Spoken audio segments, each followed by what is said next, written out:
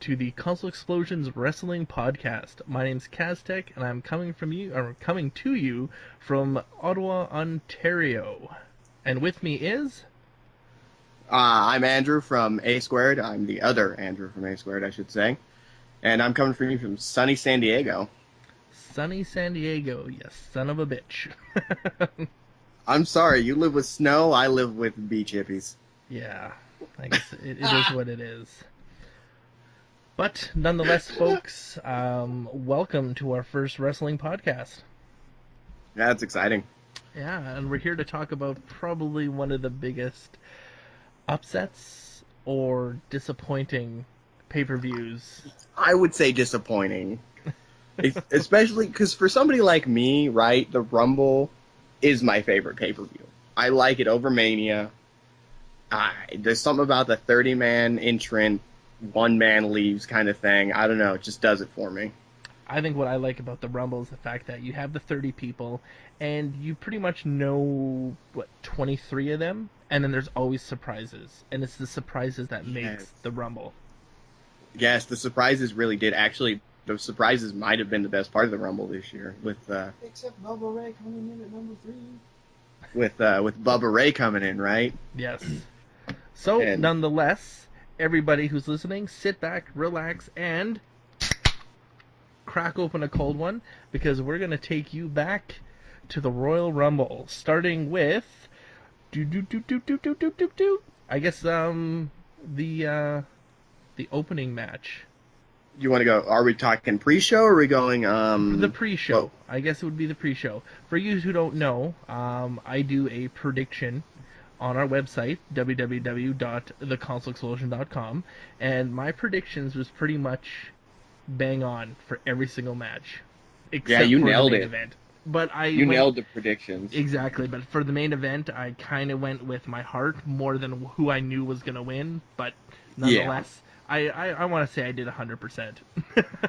Yeah, no, I will say I would definitely say you did 100%. I know who you put in there to want to win as the one you chose to win, because we'll get to that, and we'll get trust to that, me, of course. I'm sure we both can talk for quite a while on that crap, but I would say you're 100%. So first one was what?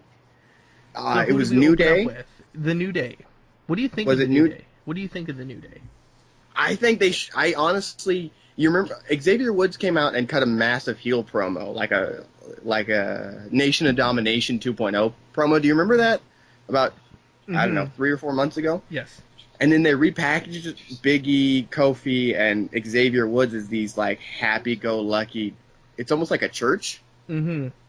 I'm not a fan of that. I wanted angry Nation of Domination. We're not getting our up and coming kind of power to the people style, but I think. Go ahead. Yeah. Sorry. I just I think when it comes to the New Day, I love the group. I think if they work together, they'd be released come after WrestleMania. I agree. The reason I still watch the New Day is because I think they're all massively talented. Like, I've liked Big E since his OVW, FCW, NXT days. And I've liked Kofi forever. Kofi's always exciting. And Xavier Woods, I mean, a lot of people don't give Xavier Woods credit, but if you go back and watch a lot of his early stuff in the independents, he's probably one of the best ring psychologists out there. He can tell a story better than most. Mm-hmm. And for people who don't know, was it Consequences Creed is what his name was in TNA. So with I didn't know tag partner Ron Killings. Yeah, he was with tag partner Ron Killings. R-Truth. Why did they make him change his name? That's the greatest wrestling name ever. Ron Killings is his real name. It's PG. PG. Or, yeah, fair enough. You can't have Killings in a name. Oh, that's true. I guess that's true. But I do think R-Truth needs to be added to the New Day, in my personal opinion, because... I'd be cool with that. Well, think about it. He's always talking about speak the truth, and what are these guys talking about? Pretty much the same thing. Same. I wouldn't mind seeing them heel turn, like how Rocky Maivia went from The Rock. I think they could pull that off. Like, he came out smiling, white boot baby face to being the shut your mouth, know your role kind of person, right? I think the New Day could really transition into doing that, but it's PG, so. Yeah, but I think they have a better chance of, in their mind, being face, but everybody hating them type idea, but them just soaking it up. Not letting it bother them, and as far as they're concerned, they're the cat's meow. Oh yeah, okay, yeah, I get that. I like that idea. Just they think everybody loves them. Just the boos aren't for them. Kind of like Bo Dallas was in NXT. Exactly, but I think with the three of them, they could really make that work better than Bo Dallas. Right? Yeah, I think they can. That's a guy that needs to be released. Yeah, his gimmick worked in NXT for smaller crowds, but it just didn't work for big crowds. Nope. Who did they wrestle? They wrestled the Cesaro Swiss and Kid. The Swiss Kid. Yes, the Swiss Rose. Kid. I like it. I like it. Yeah. Which that's honestly, I really like that pairing of Cesaro and Kid, because those are both two really great workers that don't get enough attention. Mm-hmm. But I'm still super pissed they didn't turn Cesaro face when he was doing the King of Swing thing. Well, I liked him with Heyman. I thought it was good. That too. That was upsetting that they never went. They didn't go as far as that could have gone with Heyman, because I think. Okay, it's one of those things we'll get to again later, but I think Cesaro is a much stronger and better competitor to face Brock Lesnar myself. Yeah, I agree. But I think Cesaro really needs to pull the whole Chikara thing. That group that they did, that he was part of in Chikara. Yes, I would like that. That needs to be done. That type of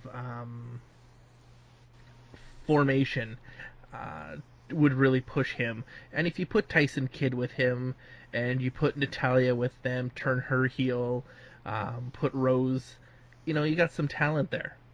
Yeah, I mean, I would like to say, like, turn Natalya heel, but you can never tell when a fucking diva is heel or babyface now. Oh. Like, it's really weird, right? Because, like, at one moment, it's like, yay, everybody loves Paige, and it's like, Paige just licked Natalya's face, everybody hates Paige. Except for me, I loved her more for that. Right? And then it's like, oh, Paige is with Natalya in a tag team. She's a good guy now. You want to talk about? Actually, we'll get to that later. We'll get to that. No, on the card for that's sure. That's gonna be the title of our first podcast. Yeah, we'll get to wrestling. We'll get to that. But pretty much, I think the first match, I think it was well done for a kickoff. But I really kind of thought they didn't need Rose, which they really didn't, because Xavier's injured, so. Yeah. It was just the two of them. It was just turned into from a 6-man to a tag team. Yeah. No, I agree. I didn't think Rose needed to be there. I don't think Rose in general needs to be there. I mean, I know he kind of connects with the crowd, and he's got a catchy beat to his music, but he was better as the South African hunter, I think, than the party man.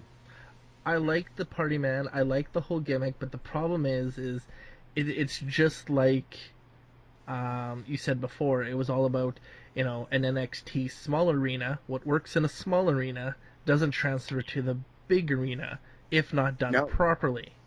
Yeah, that's true. I hear Rose gets over great at live events too. Oh, he does, because it's a smaller function. Yeah. That whole Rosebud thing, it's more intimate, right? But when you watch it on SmackDown or Raw or pay-per-view, it just doesn't click. It takes them half an hour. It takes them a whole Triple H promo to get to the ring. Yeah, that was a whole Triple H promo to get to the ring. I like it. I like that measurement of time for professional wrestling. Yeah. So, quite frankly, I give it to Cesaro and the Kid. I really hope they push them more. I wouldn't mind to see more the New Day versus them, because I think they all pull the best out of each other. Yeah. But, Cesaro and Kid need to, push, and, win those tag team titles. I think that. Yeah. I think they can do it for sure. I think that's what's well, I think that's actually what's going to come up for them next. Is I think we're going to see a Cesaro, Kid versus the Usos. Yeah. Because I've always felt that the tag titles did better on heels than they have baby faces in general. Like, don't get me wrong. And I mean, this is from, obviously, you know, like you, I've been watching wrestling for a really long time. Mm-hmm. But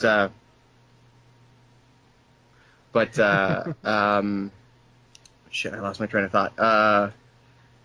Tag team titles are better on heels. on heels, thank you. So in general, I mean, like when you even go back to like the Attitude Era, you know, when Edge and Christian won the tag team titles for the first time, they were heels, and that worked awesomely against the Hardy Boys, right? Yep. And that was one of the best, all-time greatest tag team rivalries ever. Mm-hmm. And then even the Dudley Boys, right? And the Dudley Boys were also, when they were heel tag team titles, when Bubba Ray would wear it around his neck, it just worked better. So I think giving Cesaro, he used to wear the title tables and ladders and chairs. My buddy that's in the room he was big in the Attitude Era. He was a big fan in the Attitude Era as well. Speaking of the tag titles, I mean, the problem with the whole tag title situation is the fact that Vince McMahon doesn't like the titles on heels when the championship is on a face. Yeah, that's true. And if the United States title and the Intercontinental title, if they're more on heels, then the tag titles have to be on a face. Yeah, he wants to do a face team. But the thing is the Usos get over, and I like the Usos, right? Because they're really exciting, but they just don't get over in the right way. You know what I mean? Like when you all say Us, we say oh, and then that's a lot of the time the most exciting part. Even though they're doing these awesome moves and the matches are always solid, the most over part of their matches is when they first do their Samoan I can't think of what the dance is called, but the Samoan war dance. Yeah. And then the and that kills me because I feel bad for him, honestly. Mm-hmm. But you're right, you know, Vince doesn't like it when heels. Well, that's why they pulled the titles off the Shield when Ambrose had the United States title. Yeah, that's true. But also that was a good story. The Rhodes Dynasty versus the Shield. I thought that was great. That was probably the best tag story since Team Hell No. Yeah. But I think they need to do something coming up where it's a 3-man on one side, so maybe the New Day versus Goldust, Stardust, and Old Dust, which you bring in Dusty Rhodes as a painted up character, just like the other two. Or put him back in the polka dots. There you go. From fucking like WrestleMania 1. But yeah, just something like that, just to like, you know, just cap it off. Just cap it off. Yeah, and Goldust can retire as a full-time wrestler. You know, Stardust can go on as a singles wrestler, and you know that whole storyline can go.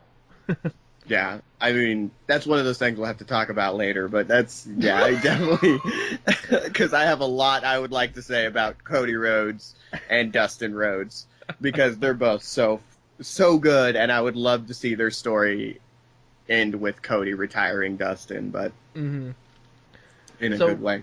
Speaking of tag teams... okay, yeah, let's keep going here. The next match was... New Age Outlaws versus the Ascension, right? Mm-hmm. So, as an opener, I like the New Age Outlaws, but I think it's... Of course. It's past their time.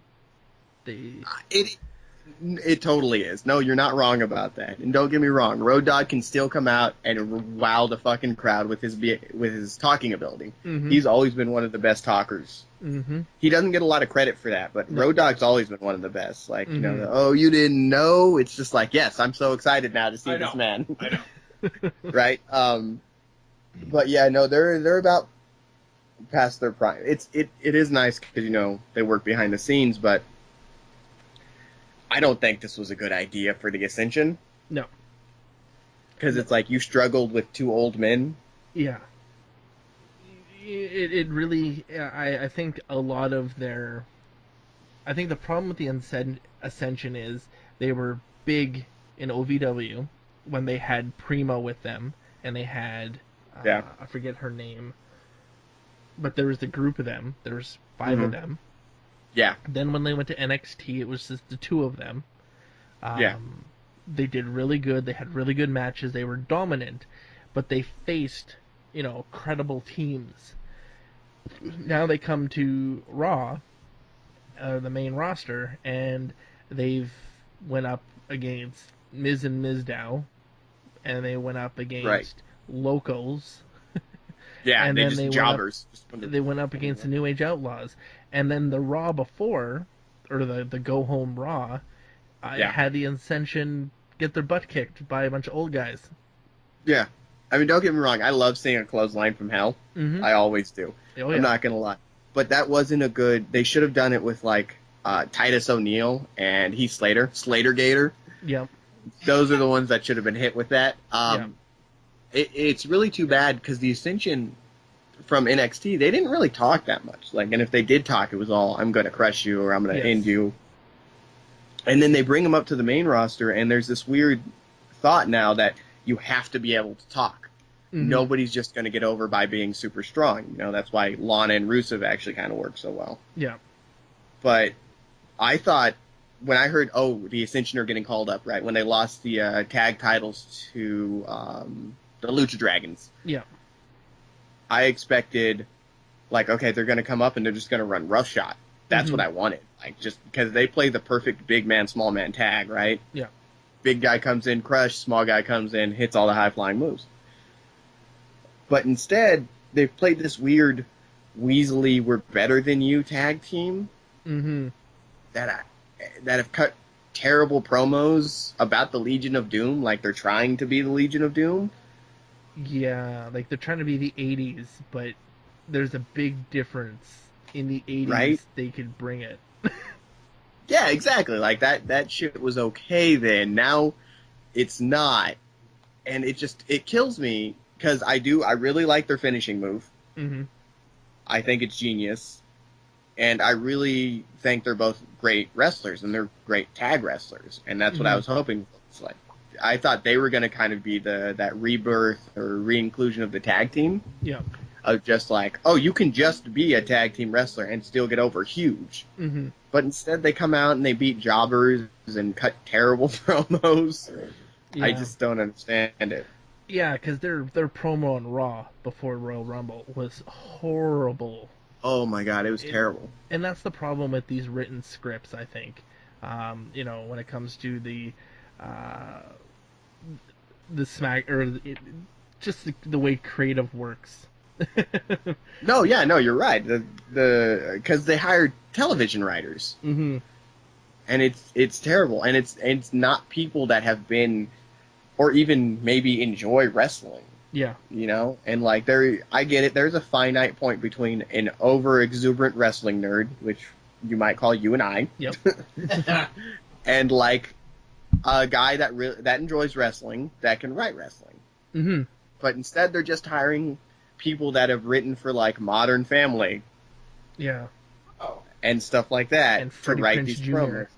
Yes, Freddie Prinze Jr. was the head of creative for a long time, but at least Freddie Prinze Jr. was a wrestling fan. Yes, I'll give him that. And when he was part of SmackDown writing, SmackDown was doing good. Yeah, that was around that Ruthless Aggression time. Yeah, where you had the Benoits, the Angles, the Eddie Guerreros, the Chavos, that whole era of SmackDown. And so I mean, we can joke like, Freddie Prinze Jr., but I think he did okay enough to where he deserved it, but they had him on the road, which was funny. Right? They have this movie star working on the road that agrees to come work for him. Yeah. But at the same time, go ahead. Let's just slow it down. I mean, the reason why the Ascension is getting the air taken out of their tires is the same reason why Bo Dallas got the air taken out of his, and the same reason why Rose got his air taken out. The WWE creative and Vince McMahon does not like NXT. No, I agree. I don't think Vince McMahon likes NXT. That's Triple H. I mean, when you see documentaries on it or anything about that, they always are like, "This is Triple H's baby." Yep. Vince is like, "Yeah, that's all Triple H." Yep. And that's why a lot of people give a lot of hate to Triple H, but I'm like, no, Triple H is the guy that's going to save this company in the future.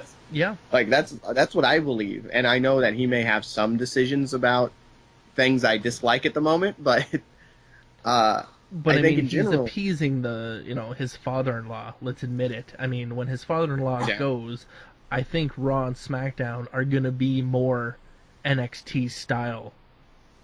yeah, no, I think it's going to focus on a younger talent and just use the older talent as enhancement. Because, like, you have to look at somebody like, Chris Jericho's the perfect example of this. Yeah. Chris Jericho comes back to lose because he knows he's bulletproof at this point. He knows that old Chris Jericho fans are going to tune in to watch because we love him. We love his Ayatollah of rock and rolla, never ever be the same again. We love it all, right? Yep. We're going to watch it. But he's going to lose to Fandango and Dolph Ziggler and Seth Rollins because he knows that's what he needs to do. Because Chris Jericho's big on pushing that younger talent, and him and Triple H probably talk about that kind of stuff. Except for, what about him and Bray Wyatt? He lost to Wyatt. Did he? Didn't he? Yeah, he lost to Wyatt. Didn't he beat Wyatt? No, he beat him once, and then Wyatt beat him twice.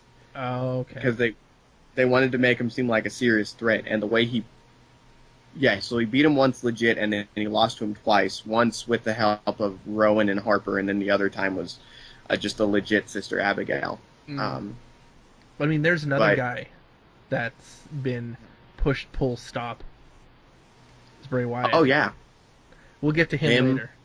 Yeah, we'll get to him later. Again, title of the podcast. We'll get to that later. Yeah. Yeah, and then just again, in my predictions thing, I wrote a thing about Adrian Neville. Yeah. And how what he's going to be when he gets called up to the main roster. Dude, yeah. I'll be honest with you. I feel like anybody from NXT is just going to get buried right away. Like Sami Zayn. He's essentially like Daniel Bryan, right? Indie, smaller guy, shouldn't have made it, but he's an awesome wrestler. And he's from Montreal, Canada. Woo! Yeah, solid. I love Sami Zayn. And he's probably going to get buried too. Kevin Owens, right? That's what he's going by now? K.O. Yeah. Yep. Again, another guy. Little overweight, but that's okay because he's still shockingly athletic. He's kind of like Bam Bam Bigelow. Mm-hmm. In that he's sense. Another Canadian. Yes, he is. And Canada is taking over. Canada produces great wrestlers. Like, don't get that shit twisted. Edge, Christian, Bret Hart, the entire Hart family. Chris Jericho, Lance Storm, Chris Benoit. Yes. No matter all the shit that he did, that doesn't matter to me as to his wrestling. Like, you just compare him to his wrestling ability, he's one of the greatest, if not the greatest of all time, right? Yeah. And Roddy Piper. And Roddy Piper. Man, I'm a huge Piper fan. Like, you know those K-Fab commentaries? Yep.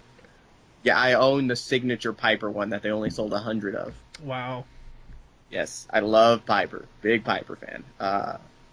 But anyway, the point I was getting is Zayn, Neville, Steen, Owens, I guess now. When they get called up, they're just going to get buried in 4 weeks because they're not going to give them time to let them get their characters over. No.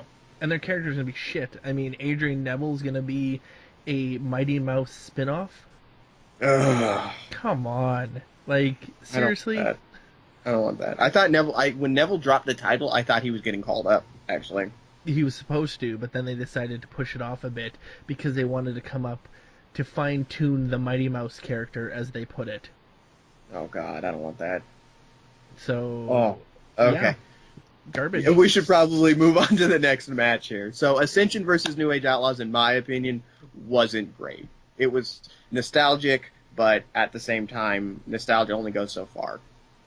Yeah, for me, it was we're friends of Triple H, we need a payday, we'll job to whoever you want us to. So, yeah, boring. I think Ascension could do a lot better. I'd love to see them start facing better teams, and we'll see how it goes down the road. But if they drop this whole 80s gimmick and go back to their other gimmick, I think that would work a little bit better. Yeah, I just want them to go back to being destroyers of men. I think that would fit them, or it did fit them a lot better, and I think that'd work a lot better for the future. Mm-hmm. So what was after that one? Was that one or tag team titles? I think it was the tag titles, because I think it went to Divas to title match. Okay, yeah, I don't quite remember. It just seems like Because there's they a always- lot of tag team. You have a tag team to kick it off, tag team pre-show, and tag team middle, and a tag team right to the triple threat. The whole it was a lot. friggin' pay-per-view should have been WWE's Tag Team Rumble. No shit, it was all tag teams, wasn't it? Yeah, now The that I look Divas at the match was card, tag? like, it's all tag teams. What the hell is that? Fuck you, WWE. I didn't even think of that when I was doing anything. It was looking at it now. Yeah, all tag teams. It was all tag teams. Fucking. Oh my god, bullshit. that's a weird choice. Well, all right, way to book, guys. Way to book. The reason being is, A, they can get paydays for everybody. Yeah, Right? that's true. The more people they get onto their main pay-per-views, which is SummerSlam, Survivor Series, Mania, WrestleMania, and Royal Rumble, those are your four main. Those are the four that they try to get everybody on to get a payday. So Yeah. that's why they just jam full these with crappy matches or like shitty tag team matches or shitty diva matches. To be fair, the Divas match on this one actually wasn't that bad. Well, let's talk about it. Let's skip the tag titles. Let's talk about the. Yeah, the tag titles really didn't matter. Mizdow lost, the Usos came out, and their biggest pop was when you all say Us, we say, or when we say Us, you all say oh, like it always is. Mm-hmm. And Mizdow is the most over thing in the tag fucking team division right now. Yes. But it's comedy gimmick. True, but would Mizdow or Sandow be able to, if they, because they're talking about splitting the two, right? Do you think Mizdow has what it takes to run a singles career? He did when he was just Damian Sandow, but as Mizdow, no. He's going to be forever mid-card now. Unless he changes his gimmick. Yeah, when he was I'm smarter than all of you, you should all bow down to my intellectual superiority, that was brilliant. And they gave him 3 weeks to get over, and he didn't get over as much as they wanted him to, and then they had The Rock come out and do his little game with Cody Rhodes, and then The Rock bottomed him and people's elbow him, and then that was the end of it. And then they never gave him a chance again. Yeah, then he lost his Money in the Bank in probably one of the best one-on-one matches I've seen with John Cena. Yes, I agree with that, actually. I was sad that he lost his Money in the Bank, and I thought that was kind of dumb, because I really wanted him to be champion at one point, but they took away his push real quick. Hands down, that match should have pushed him. Like, they should have had a rematch. They should have had a pay-per-view payday out of that, because that was a good match. Yeah.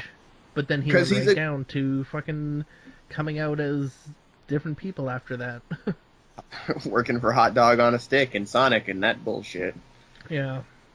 So, I knew they weren't going to win the tag team titles. I think it's going to... No, I think that was pretty obvious that they're going to split them soon. Yeah. I think the Mania, it's going to be a triple threat tag team title.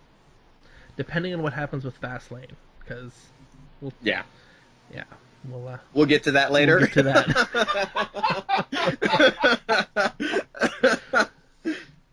So, Paige, Natalya versus the Bellas. Okay, so right now, to me, the best divas are Paige, Natalya, and AJ Lee. Natalya is probably one of the best female wrestlers ever that doesn't get enough attention, I think. She is a heart. It's in her blood. She's awesome at what she does. Paige, again, she grew up doing it. I think she had her first pro match at 13 in Manchester. It's on YouTube. And then when you put those two together, they always have solid matches. Natalya and Paige have always had good matches together, whether it was at NXT or on the main roster. But then they put them in a tag team together against the Bella Twins. Which, again, this is one of those funny moments where Brie Bella turned heel, I guess. Kind of. Because she helped Nikki win the Divas title, I guess. Kind of. After being Nikki's slave for a month. Like, I don't... And it's clear that Vince McMahon does not care about female wrestlers, except for to be eye candy. No. And, I mean, let's think about it. They had their month-long Bella versus Bella, and they had Stephanie McMahon involved. And, I mean, when you get a McMahon involved in a storyline, it should be gold. You can make that work. But I think what killed it is the "I wish you died in the womb." Yes, that totally killed it. Saying "I wish you died in the womb" to your twin is kind of hardcore, even for WWE standards, I think. Yeah. And that was kind of a weird moment. And it doesn't help that Nikki is a terrible actress. Oh, horrible. Horrible. I mean, those big fake boobs will only take you so far, right? Mm-hmm. Like, yeah, because the Bella Twins were actually on a show. I saw them on some TV show, and it was probably Psych.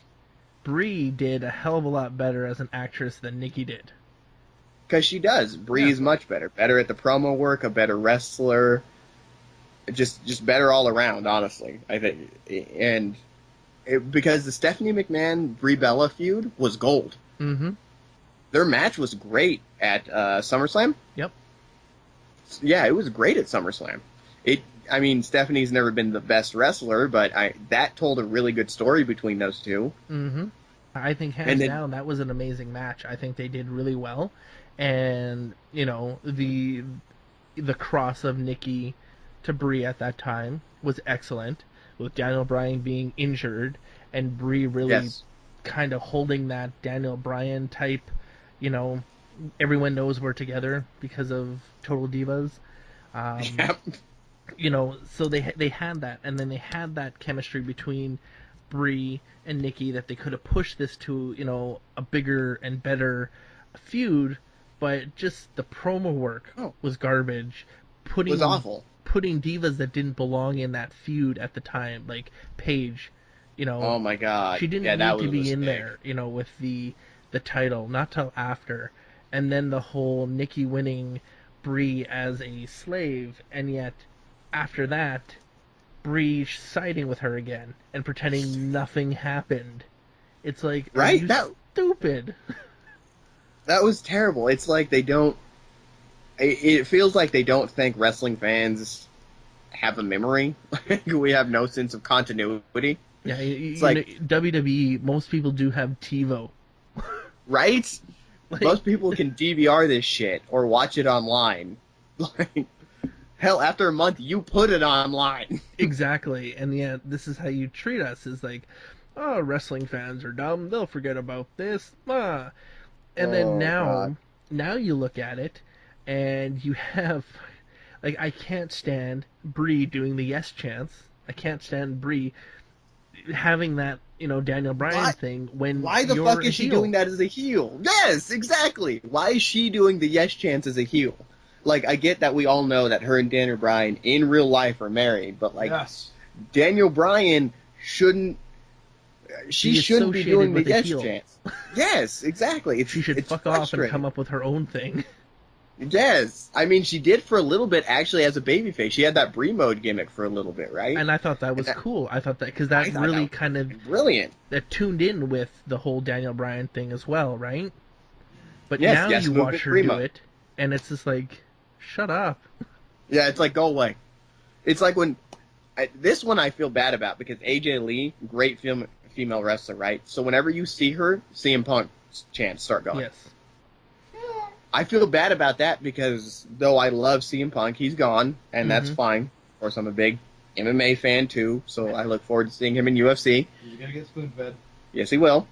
He's gonna get spoon-fed, which is fine. But when you see AJ Lee, and And her and Paige pour their hearts out in this 10-minute match they have on Raw, and it's an excellent match, if not one of the best of the night. And all you hear is CM Punk, CM Punk. I'm like, I feel bad for you. Mm-hmm.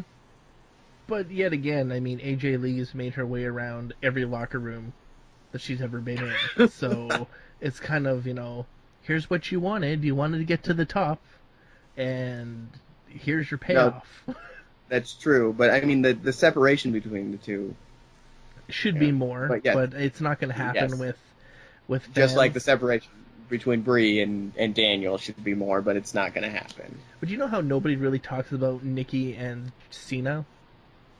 Yeah, you never get a let's go Cena sucks when Nikki Bella's out there, right? Yeah, well, it's just Nikki sucks.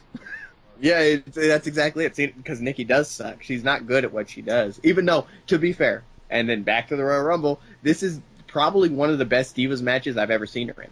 Whoa. She We'll get did to that later.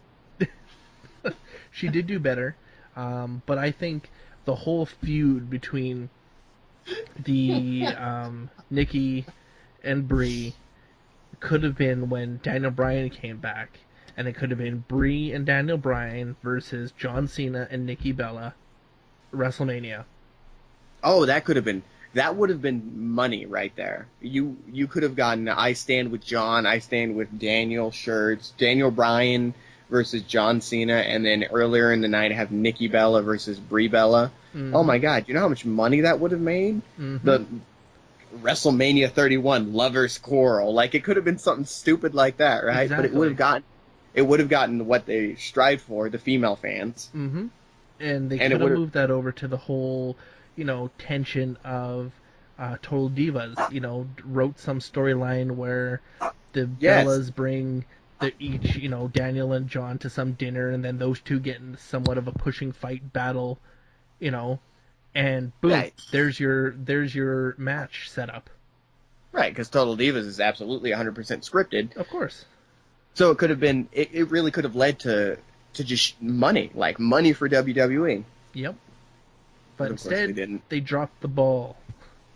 Which we'll talk about in a minute. We'll talk about in a minute. We'll get to that later. So, overall, I'd have to give the match probably a 6 out of 10.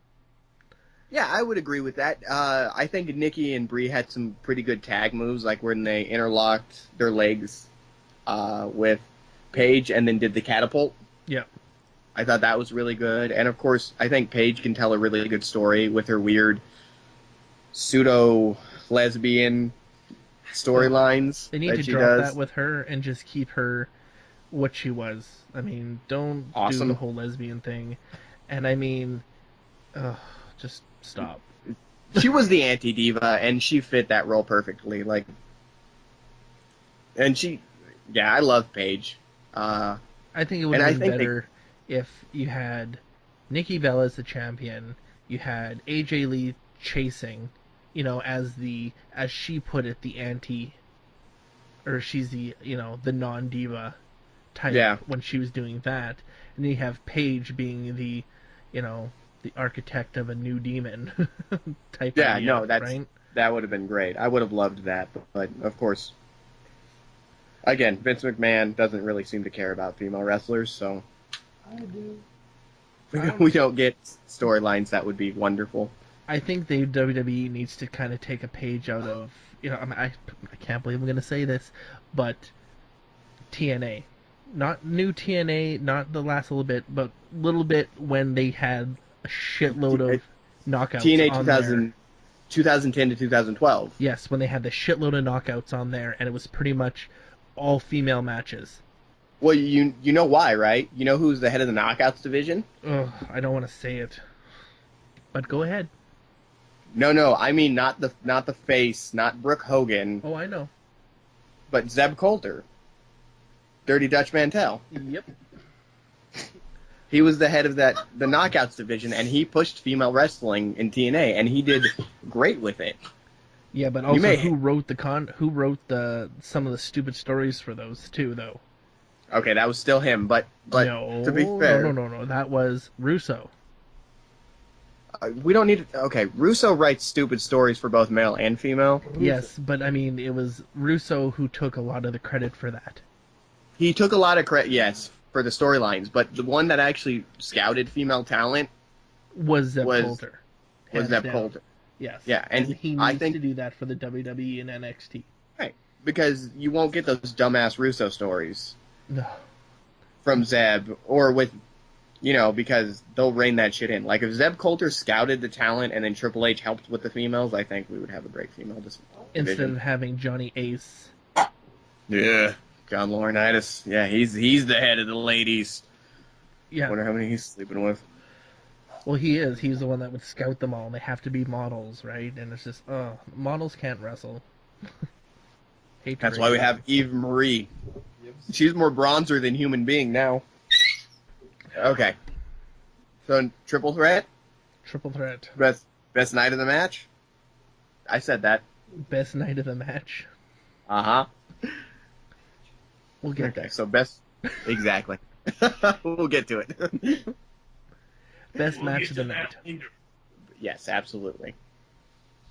Man, this match was good. Fantastic. Fantastic. Really, yes. This was, you've got the IWC, the Internet Wrestling Community, and you've got the indie nerds, and everybody seemed to hands down agree that this match was something special.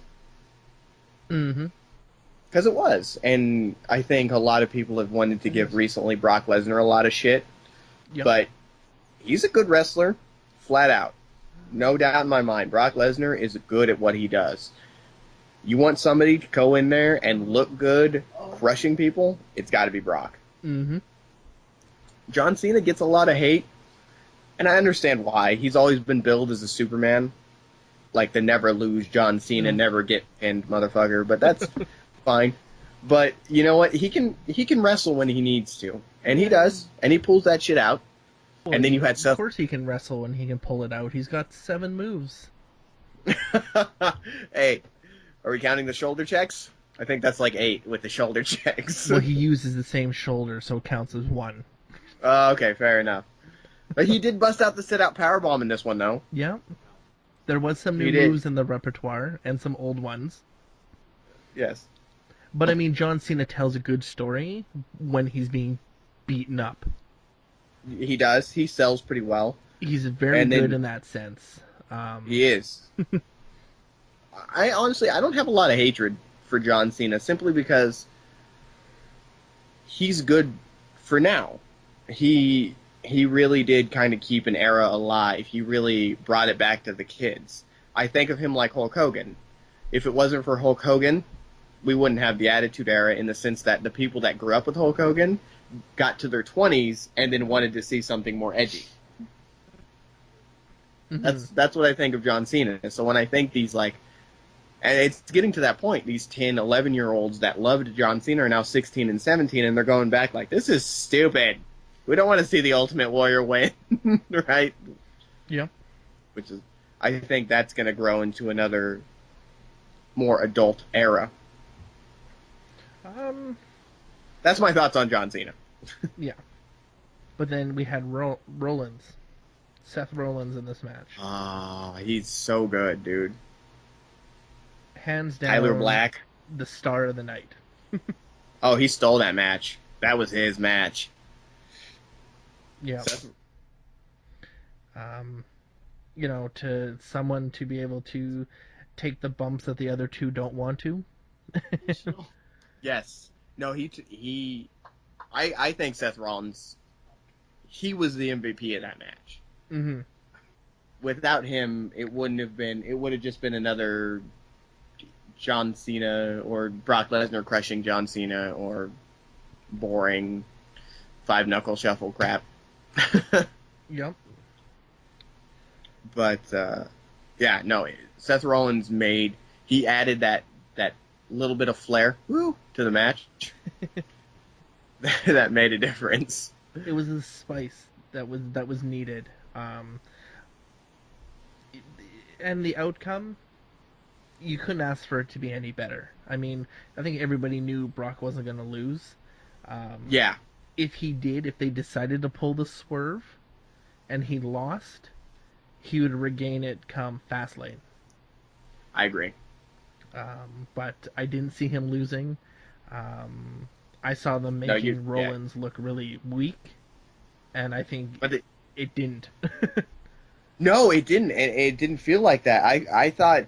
I mean, you called it on your article with Lesnar winning, but I thought the same thing. I thought they were going to make Rollins look like super. He's not ready to fight or anything. Yep. But when he did that top rope to table elbow bump, Yep. that was awesome. The Phoenix Splash, awesome. He man, how many? He hit like 3 or 4 curb stomps in that match. Yep. He took And 2 F5s. 2, yes, he did. He took 2 F5s, all solid. I think that actually built Rollins to seem a lot stronger, Yeah. and that was genius to me. You know, I got to be honest with you though. You know what was the one thing I really didn't like from that match? The ending Was well, it's the stretcher gimmick. Yeah. Oh yeah. I talked about that in my Royal Rumble video that I made. Yeah. And I'm not a big fan of stretcher gimmicks. Once in a great while, I don't mind, but they've done 5 in the last 12 months. Mm-hmm. It's been overused. Yeah. And Because it's just very difficult to watch it and watch the stretcher gimmick, and you know what's going to happen because it happened last month. yeah, exactly. Like, oh, they pulled the double stretcher gimmick with Rollins and Ambrose at Hell in a Cell. Or they pulled the stretcher gimmick with Daniel Bryan 8 or 9 months ago. Mm-hmm. So that was probably the only thing I didn't like. Like, I remember the stretcher gimmick being left for really intense circumstances. Of course, the one everybody always goes back to, and it's the greatest one of all time, Mick Foley getting thrown off the cage. Yep. Right? They try to stretcher him out. He fights out of the stretcher, so on and so forth. But that was one of those moments where you're like, that dude really might be dead. Yeah. Right? Yeah. And I think they've just ruined it recently. Mm-hmm. But out of everything to say about the match, if that's my honest only complaint, because I can't think of another one, that's a damn good match. A gimmick I don't disagree with versus everything that was awesome. Yep. You know, it's just, hands down, this match was a 5-star match. You know. Oh, I agree. 5-star. 100% 5-star match. It deserved everything it got. I would have liked to see it go a little bit longer, though. Oh, that match deserved an hour. Yeah, I know. But I would have loved to see it just go a little bit longer and just, you know, really test what Brock Lesnar can do. I mean, you know, like, when you have a triple threat, you're working at what? Half an hour per wrestler? Pretty much. Unless the guy that's doing everything will be in there for probably 45 minutes of the hour, so. And this is my respect level to Cena. If you go back and watch that match, Cena's never really out of the match ever. No. And that's you know, I tip my hat to him. And that's what I mean. I mean, he was the one that went 45 minutes. Rollins probably went, 40 minutes. Brock 15. Yeah. But Brock went his good amount, like hitting those. Okay, we need to talk about this real quick. Seth Rollins gets hit with a German suplex during that match where he goes to grab the ropes. Do you remember that? This later? And he lands sideways. Do you remember that? Yes. That scared the shit out of me. I thought he had hurt himself because it felt like a moment where he was supposed to grab the ropes and Brock was supposed to pretend like, oh, I can't get him to German suplex because he's grabbing the ropes. And then Brock said, no, I'm going to do it anyway. Yeah. Because let's face it, Brock Lesnar, NCAA D1 champion, UFC champion. I followed his career since college. I actually watched his NCAA 1 championship win on television. Yeah. And and said, "No, I'm just gonna throw you anyway." Pretty much. That part scared the shit out of me because I was like, "Oh my god, Seth Rollins just broke his shoulder." Yep. He just separated his shoulder. And that's where the stretcher should have came in. Yes, but maybe for real, not a gimmick. But even as the gimmick, you bring it out at that point because it looked nasty. You just push the gimmick forward more. And, you have everyone wondering, holy shit, that looked really bad. That looked like a really bad bump. Oh, look, here comes the stretcher. He gets pulled out. And then he comes back, right? Yeah.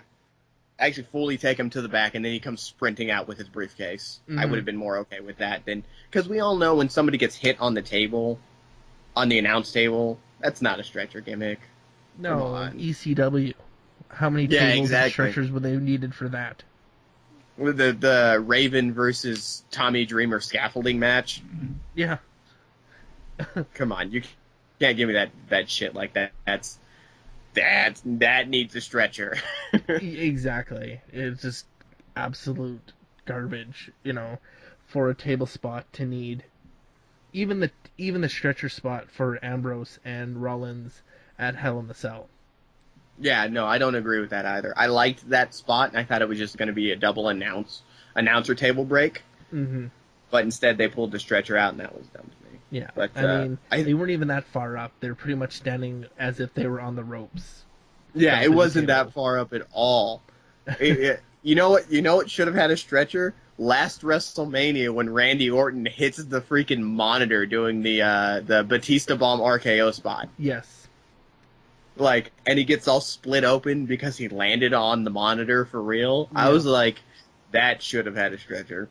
Yeah. It's when you see the ref put the X up. That's what needed to be done at that, point in the venture, for sure. Yeah, exactly.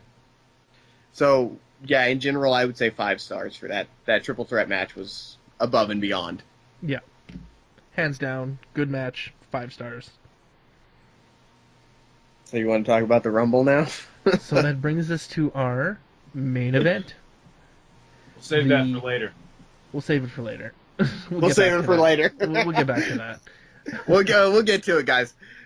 Yeah. So how about that Tyson Kidd? Oh, yeah. Woo, look out. Hey, when's Ric Flair going to come back? Woo! Woo! All right, well, takes us to our main event, and that is the 30-man Royal Rumble. Pretty much... let me preface this for a second. I've been a wrestling fan since I was about 6. And my older brother got me into it, and I've never really stopped watching. I had a little bit of a lull there for about, 2 or 3 years, but I don't really count that. And ever since I was younger, the Rumble's always been my favorite. Mm-hmm. Always. I could care. If I don't watch Mania, whatever. If I don't watch Survivor Series or SummerSlam, whatever. The Rumble, I need to watch that every year. And then we had this year's. Yeah. Which kind of pisses all over that. Yes, it does.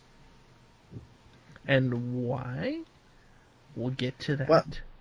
We'll get to that. We'll get to why. Yes. Pretty much, Royal Rumble starts. Yep. Let me just give a little background of myself when it comes to, the wrestling. I grew up in a time where on Monday Night Raw, you got to watch Monday Night Raw.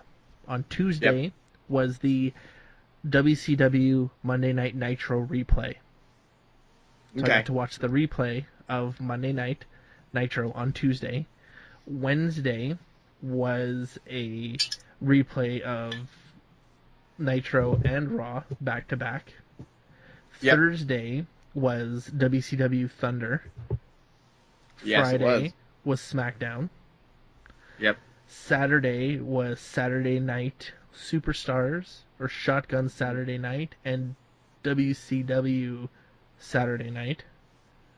And SmackDown was Wednesdays at the time. Yes, SmackDown was Wednesdays. Thursday was Thunder. Friday was ECW. Yes. And then Sunday was Sunday Night Heat. So I got wrestling every day. Yeah, no, I used to tape years. I used to tape trade with a kid because I would watch Raw live and record it to VHS so I could watch it again. Mm-hmm. And then I would tape trade with another guy I knew to watch Nitro. Yeah. Yeah. So that, yeah. You know, I get all of the wrestling. So All the wrestling. It was great. It was fantastic. And then, you know, companies started going. But one thing that I always do during that was there was only one WCW pay-per-view I'd always get. And pretty much 2 WWE or WWF right. at the time. Yes. That was World Wildlife Foundation. Yeah, that was WrestleMania, Royal Rumble, and World War III. Okay. So, you know, watching all the Rumbles up to now, quite disappointing. Yeah, it really is. You could call it disappointing from entrant 1 and 2 in this Rumble. I did anyway, because for me, entrant 1 and 2 was always supposed to build a feud. Mm-hmm. Right? So I always figured, like, 1 or 2 was going to be the Iron Man, the 45 minute person. Yeah. But it was going to build a feud for them to go on to Mania, or for them to go on for a few months, or even end a feud. Mm-hmm. And this one was The Miz. Yeah. And 2 was R-Truth. I can't remember the last time I saw R-Truth on television. I could see The Miz. I think it should have been... even R-Truth is fine, but I would like to see Miz now. But I like what they did with him later on. Me too. You know, but it would have been nice to see those two face off with each other to really see if they would fight. Yeah. And I would have liked that too. I mean, if it were to come down to it for 1 and 2, I feel like there was a lot of... They could have even built a feud from there. Mm-hmm. They could have even gotten like 1 Wyatt, 2 Ziggler, and built a Wyatt Ziggler feud. Yep. But instead they went Miz and R-Truth, which was kind of pointless to me. It was just like picking jobbers out of a hat. Yeah, that's exactly what it was. Yep. But so thank God for number 3. Oh, number 3, dude. Oh my God. This might be my favorite part of the Rumble. Because this was like one of the best of the Attitude Era is back. Mm-hmm. You know? Bubba Ray Dudley. Yep. And he came back. The whole thing was awesome, right? Yes. Bubba Ray Dudley comes out to the hot Philly crowd, which the Philly crowd is, of course, ECW, and it's the home of ECW is Philadelphia. So having Bubba Ray Dudley, EC-Dub. You know, having Bubba Ray show up, it's a shame that Kevin Kelly, or not Kevin Kelly, as Jim Cornette calls him, Weasel Face. Oh, motherfucker.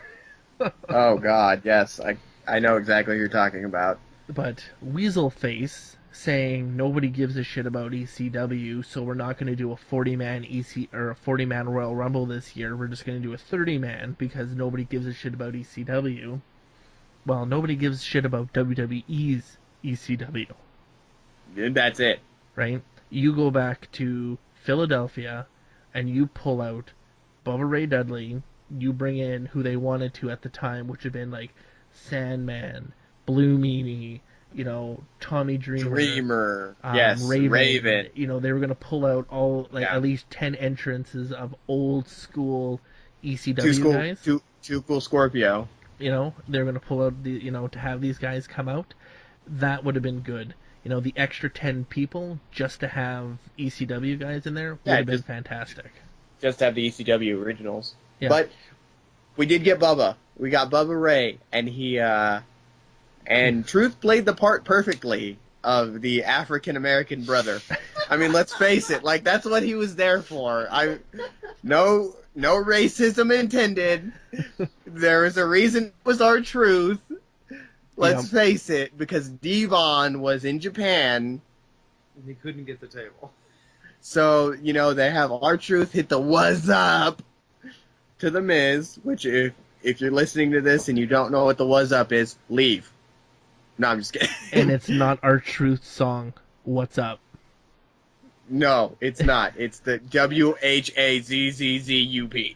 But when you think about it, putting R-Truth in there with him and his song of What's Up, and then having Bubba Ray Dudley do the spot of What's Up, pretty cool. No, it's perfect.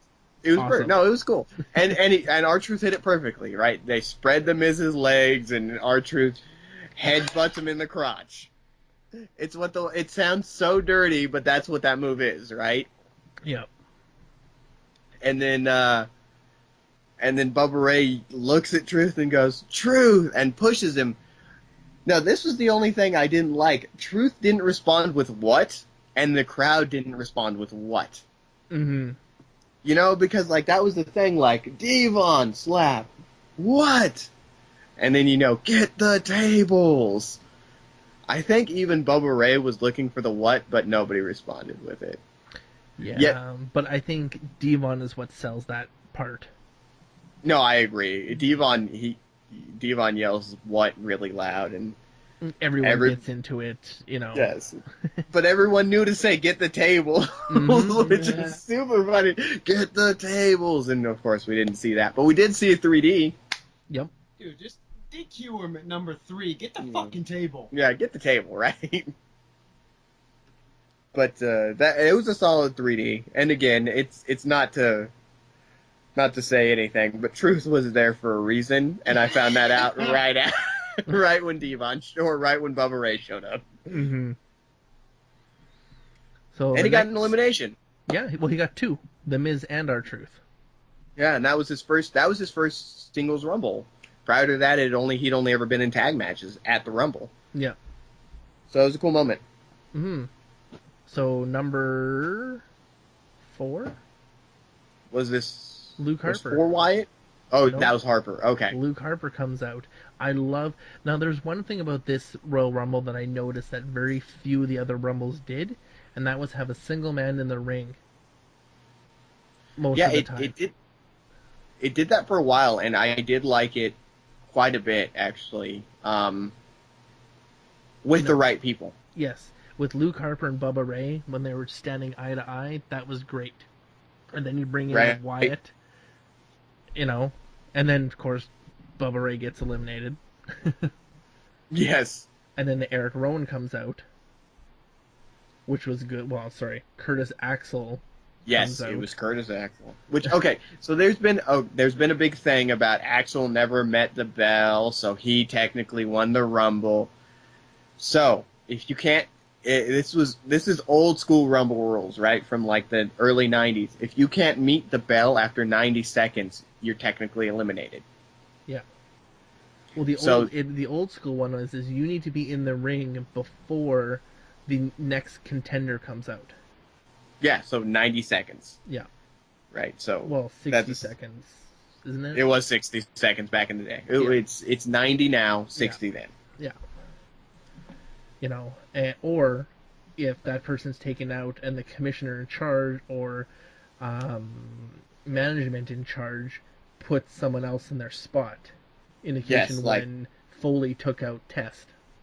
Yes, in 2006, and Stone Cold was like, "You better get your ass into the ring," and then he came out. Yeah.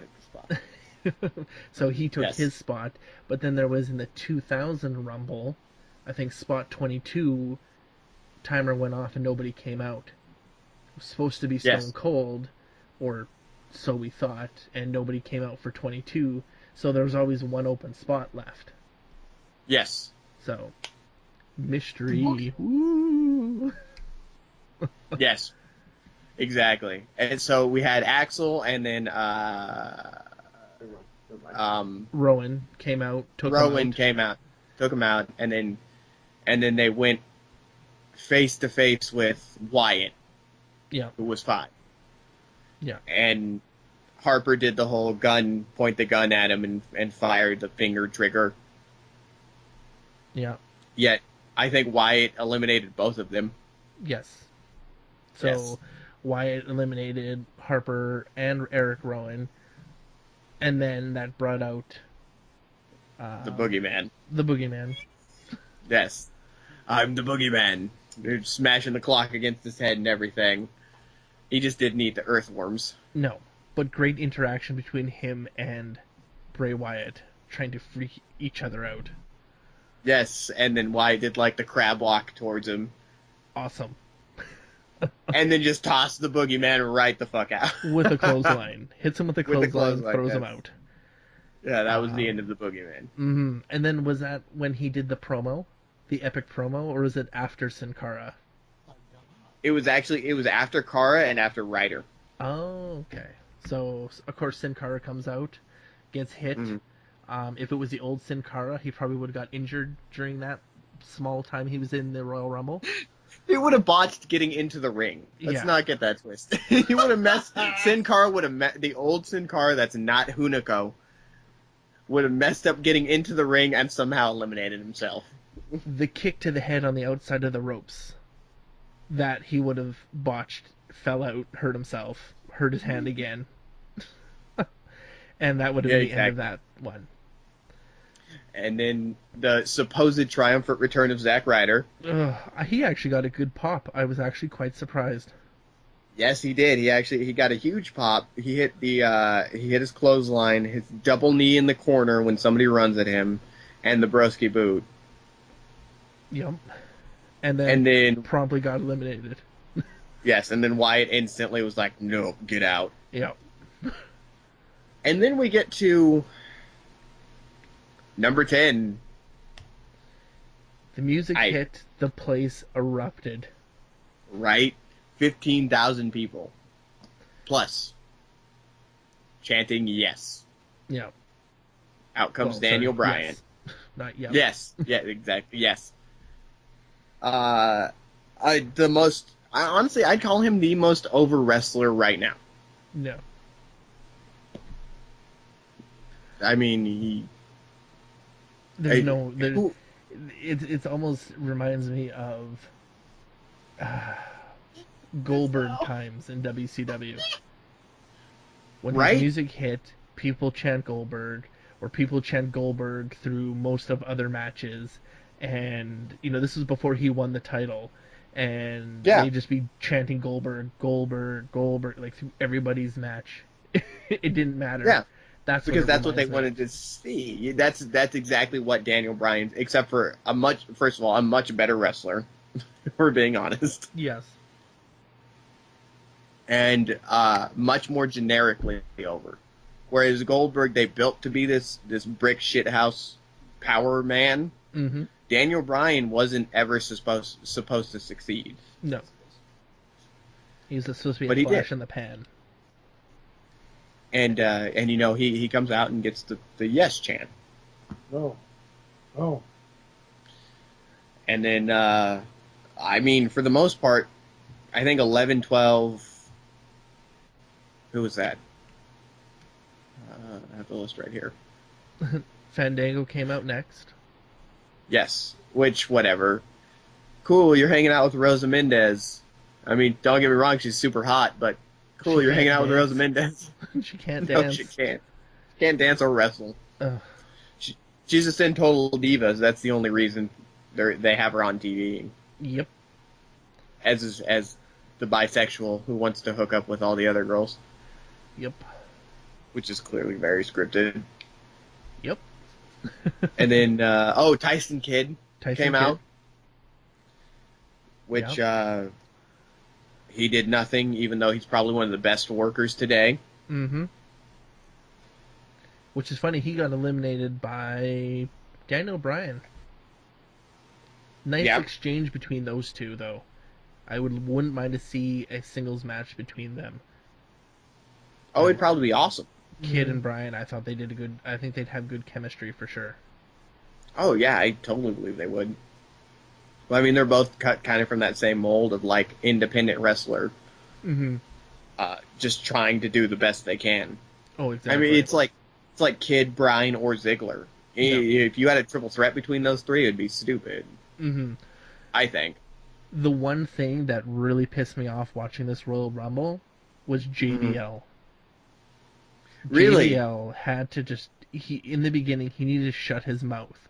Nobody's won from spot 7 ever in the Royal Rumble. Nobody's ever won the Royal Rumble in spot number 9. Nobody's won is from spot number 11. And then King had to tell him, stop jinxing everybody. Yes.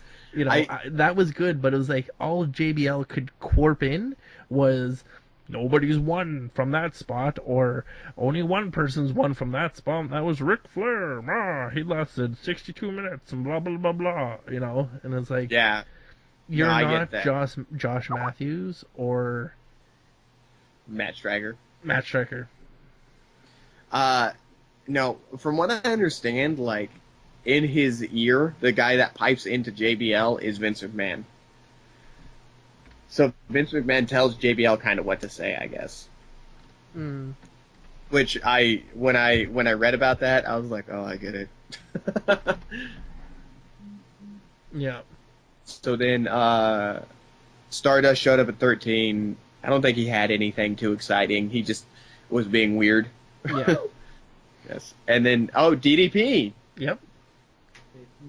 At 14. And he came in and hit a rush of diamond cutters. On everybody. On everybody. Like, he just flattened everybody with the diamond cutter. Mm-hmm. Because Randy Orton wasn't there. Yes. Which I'm okay with. I'm not a big Randy Orton fan. Whatever. I do like the off-the-top rope diamond cutter on Fandango. That was a good one. Yes. That was probably the best thing Fandango did, was take an off-the-top rope diamond cutter. Yep. Then you had Rusev. Mm-hmm. Who promptly eliminated Diamond Dallas Page. Yes, he did, which was cool. I was okay with that. Rusev, the only thing I feel about Rusev is that he needs to stop doing the fucking camel clutch. Yeah. I don't feel like that's a good or a viable thing. And don't call it the Acolyte, just call it the fucking camel clutch. Call it what it is, right? The Steiner recliner. The Steiner recliner. Oh my God, Scott Steiner. Rusev. The Rusev recliner. Steiner. The best thing Steiner ever did was invent the Frankensteiner, which he didn't even invent. That came from New Japan. Yeah, but to see someone at his size do it, it was fantastic. Yes. What about the Steiner line, the running clothesline? Oh my God. Oh my God, Scott Steiner. It blows my mind sometimes when it was over in WCW. Like, we're going to take a cage, a small circular cage, and lower it that sits in the middle of the ring. Why? Because that's how Scott Steiner fights. I don't feel like that should be a good thing. Yeah. So bad.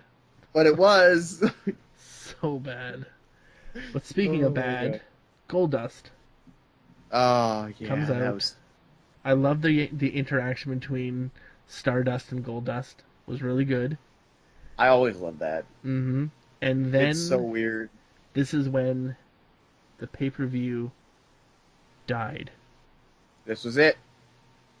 Daniel Bryan eliminated by Bray Wyatt. Yeah, not even like hard. Rusev, I think, sends him over the rope, and then Rusev runs at him, and he sends a forearm into Rusev. Rusev falls back. Wyatt runs at him. Bumbles at him out of nowhere, and he gets Daniel Bryan out. Yeah. Everybody at first. I don't know if that was supposed to happen when you watch it, right? Because it was like he hits Rusev, and as Rusev does his step back, out of nowhere, almost like jumping over Rusev, was Bray Wyatt to hit him. Yeah. It was like almost he was told, knock him off the ring, or you're fired.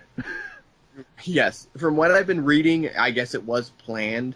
And Daniel Bryan's so just like, whatever. He seems just like one of those dudes that's like, whatever, I don't fucking care. He just did it anyway. Yeah. But I bet he was still not happy about it. Yeah. And then I think you had just sheer shock. And at this point, I think Kofi Kingston was out, and Adam Rose, I think, were both out as well. Yeah.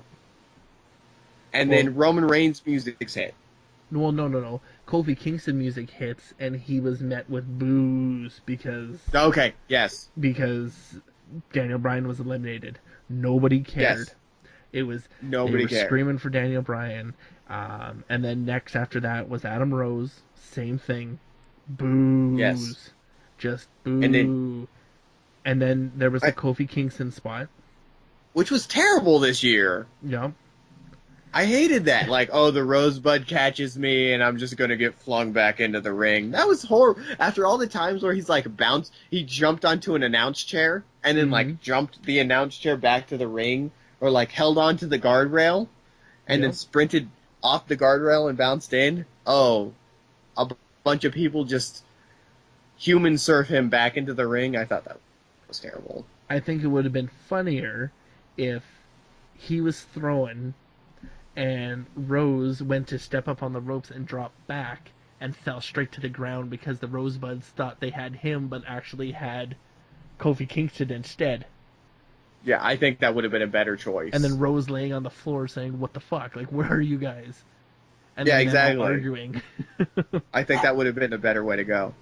So from there, okay, and then Reigns comes out and gets met with boos. Yes, a lot of boos. A lot of boos. Because I think at this point people knew what it was. They knew this was it. And they knew he was going to win. From there, honestly, so what? From Reigns, if you don't mind, let's just fire off who else was on the match real quick. So after Reigns, because it was Big E, Damien Sandow with the whole Miz and Damien Sandow spot, where Miz wanted to take his spot, went to go in, promptly got kicked. Damien took his spot, went in, promptly got eliminated. Yeah. Jack Swagger came out to a huge pop.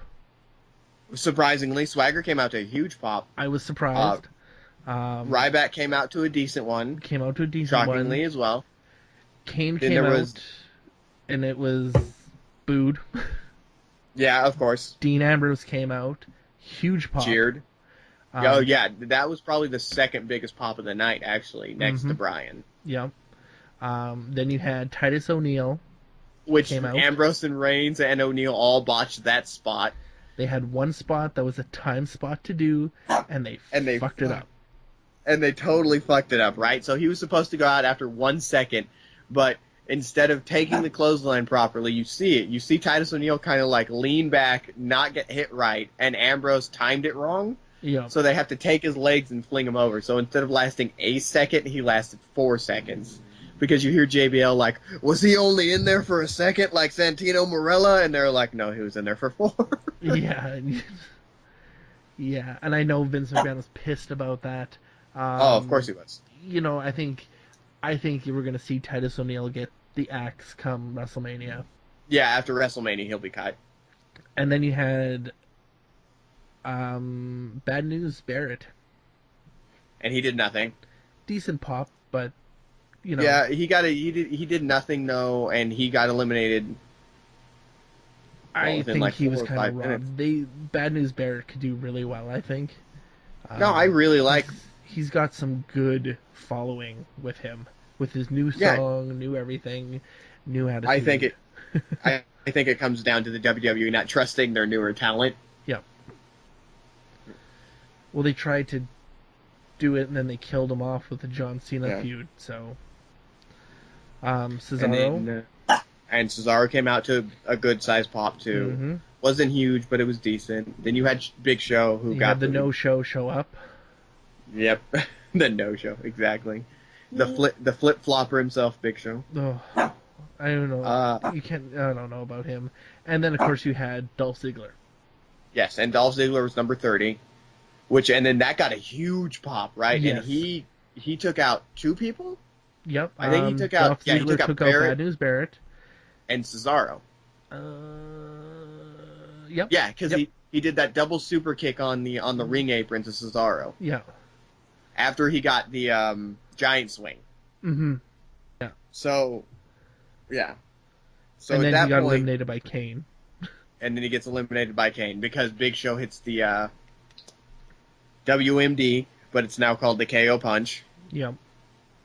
because nobody wants to call it the WMD anymore. Because we're not fighting in Iraq anymore. Yeah, I guess that's why. Oh, And then God. we're down to Bray Wyatt gets eliminated by the Big Show. Yes, and then we're down to the top 4, right? Ambrose, Show, Rusev, Kane, and Reigns. So the 5. So the final 5 is Ambrose, Big Show, Yes. Kane, Right. Rusev, Uh-huh. and Reigns.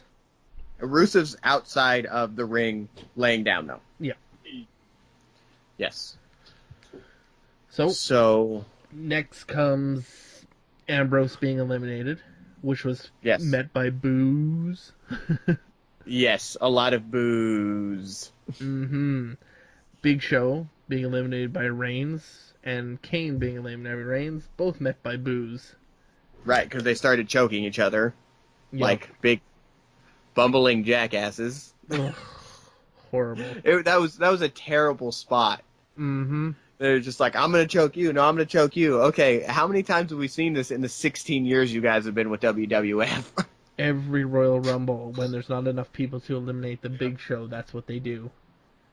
If it's not Roman Reigns eliminating them, it's John Cena. Right, but it's always like, to make him seem vulnerable, send the other giant dude after him. Yeah. Just ridiculous. It's terrible. And then everyone thought it was over. The Rock comes out. The return of The Rock. So this is the point where it gets interesting again, right? Yep. The Rock comes out, hits the spine buster on Kane,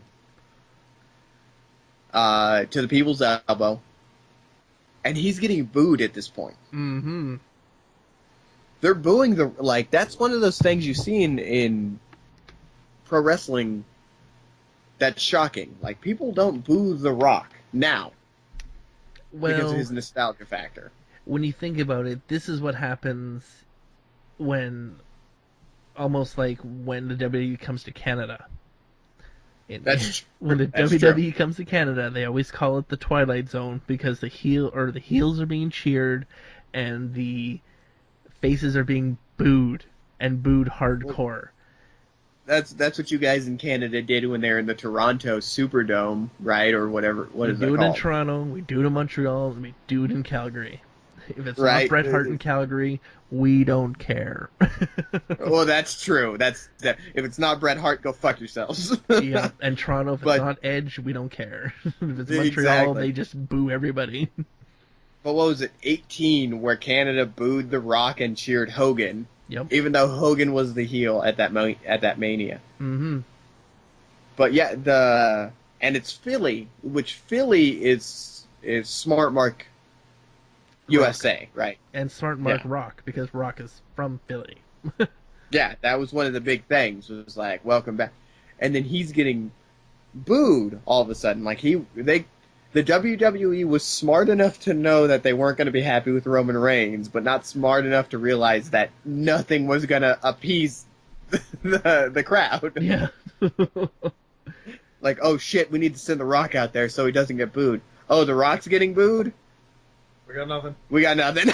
Yeah. Unbelievable. But then, as they're celebrating, Rusev comes in. Yes. And runs at Reigns like a really bad 80s horror villain. That just comes for the second scare where they're like, "Argh!" Yeah, that's exactly it. He's like the second jolt from Jason Voorhees. Running with his hands up like some killer old lady running. It was bad. It looked bad. It did, but to be fair, that the one thing Reigns right now can do well is a spear. Mm-hmm. I will say that man can hit a spear because he puts his whole body into it, and he looks like he's trying to bust somebody in half. Yeah. Compared to Edge's spear. Yes, where Edge just kind of hugged him and brought him to the ground. Yeah. Yeah, the big difference is he almost is like a Goldberg spear, where Goldberg's trying to kill him, or Rhino. Yes, and it looks like he's just trying to murder him. Yeah. And he hits the spear and grabs Rusev by the head and throws him out. And then for the third year in a row, the Rumble gets booed out of the stadium. Yeah. And did you notice how they had trouble trying to line up the WrestleMania shot and Roman Reigns with the camera? Yep. Oh my God, yes. Idiot, just look at the camera. Stop pointing and look at the camera so they can just get that shot and hit the pyro. Finally, they just gave up and shut the pyro off. That was it. It was like a great Khali moment. You needed Shawn Michaels in there to yell, "Look at Maine! Look at Maine!" Yeah. But there was no one there to teach him. Like, I was surprised I didn't hear The Rock screaming like, "Look at camera one! Camera one!" That's what I was expecting, like Rock coming up behind him and like patting him on the back and pointing at WrestleMania, and at that point saying, "Look at the fucking camera, you moron!" Right. Look at the goddamn camera. You are not ready for this. Yeah. If you like, yeah. It was like in NXT when Prince Devitt and what's his name? Finn Balor, I guess is his Balor. name, and I don't know the Japanese guy. Oh shit! It's what do they call him? Hitaki now? Hideo. That's what it is. Yeah, when they did their whole first came out thing, and they're up on the ropes, and the referees like screaming at them to look at the right camera because they're looking wherever. They're used to independent, right? Where you look at everybody in the arena. Yes, right? You're not supposed to stare at the camera. You're supposed to make a connection with the human beings there. Exactly, and they're just screaming at them to look at the camera and to to go on the same ropes, like the same side, and friggin' ridiculous. No, exactly. Friggin' ridiculous. Camera one, motherfuckers. Camera one. Yeah, and just watching the referees get screamed at, the people in the truck are just screaming at them to tell them to turn around. Exactly. Like Regal is just like, they need to turn the fuck around. Yeah. So that was the Rumble. So that wraps up the Rumble. Yes, I would call the third disappointing Rumble in as much time. So 3 years, 3 Rumbles, 3 bad Rumbles. Mm-hmm. You had Reigns win, which wasn't enjoyable. You had Batista win because everybody knew he was going to win. Everybody knew Reigns was going to win. You mean Boo-Tista. Boo-Tista. Or no, sorry. Blue-Tista. Blue-Tista! I was saying Boo-Tista. I was saying sorry, I'm a big Simpsons fan too. So the guy that showed up with the Hans Mole Man sign that said I was saying Bautista, that shit sold me. I was just like, I don't know who that guy is, but I like you. Yeah, it was. That was Canada. Canada. Yep, Randy Orton, Triple H, and the Blue Meanie. Yes. So holy bad. Shit, that was so good. And then you had John Cena. That's what they should have did for one of the entries. Have Batista's music hit, and then the Blue Meanie come out. That would have been awesome. That would have been fucking hilarious. Or have Goldberg's music hit and just have it be Gilbert. Oh. I mean, just live up to it at this point, right? Like, we're gonna fuck this up. Here you go. Mm-hmm. Let's make it more of a joke and more fun than serious. Yes. So that was the Rumble. That was the Rumble, yeah. So if you had a chance, when it came to the Rumble, you have your final 5, all right? How would you book it? Okay, if we're being the final 5 too. If we're being serious, this is how I would have it. Reigns isn't ready for main event status. He can't talk. His wrestling is okay at best. I would have him eliminate Barrett and give him an Intercontinental Championship run. Mm-hmm. Just so he has a little bit more time and he has a title and see how he does with it. Because I'm from the old school of the IC title is right before the WWF title or WWE title. So you give him that, but he ultimately gets eliminated by I would think to make him look strong, I would think like a triple team of Bryan, Ziggler, and Ambrose. Mm-hmm. My final 5 would have been Bryan, Ziggler, Ambrose, Kane, and Big Show still. Yeah. And I think Kane and Big Show to represent the Authority. And I think if you still want to make those two look strong, you would have Bryan hit him with the knee, Ambrose hit him with the double arm DDT he does. What do they call? Did they call that lunatic fringe? Something like that, yeah. Yeah, hit him with that, and then Ziggler hit him with the zigzag, and have all 3 of them eliminate Big Show after Kane gets super kicked by Ziggler and is down. Mm-hmm. And then they all fight, and then I would have Kane chokeslam Ziggler, push him out. Fluke take out Ambrose, just, standard clothesline, and have it be last to Bryan and Kane, so they can have a blow-off. Like, this is their feud blow-off, you know what I mean? From all 9 months ago. Yeah. Have Kane come running or have Kane go for the top rope clothesline he does, but have Ziggler run up and just somehow do a knee up there. I bet if anybody could, or not Ziggler, Bryan, do his flying knee to the top rope, because I feel like Bryan could connect with something that high. Yeah.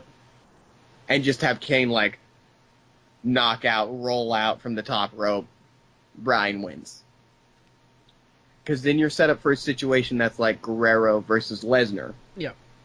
Nobody thought Guerrero was going to win, but he still won. Yeah. Like Ultimate Underdog versus Ultimate Beast, David versus Goliath. I really thought I was really hoping that was going to be the setup. That would have been my perfect Rumble finish. Yeah.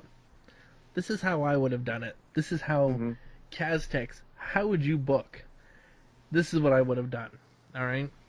You have, these are the people who are in the ring right now. You have Ambrose, Rusev, Reigns, Kane, and Show. And number 30 hasn't come out yet. Okay? So they're all fighting. The timer hits. 5, 4, 3, 2, 1. No music. No nothing. Nothing happens.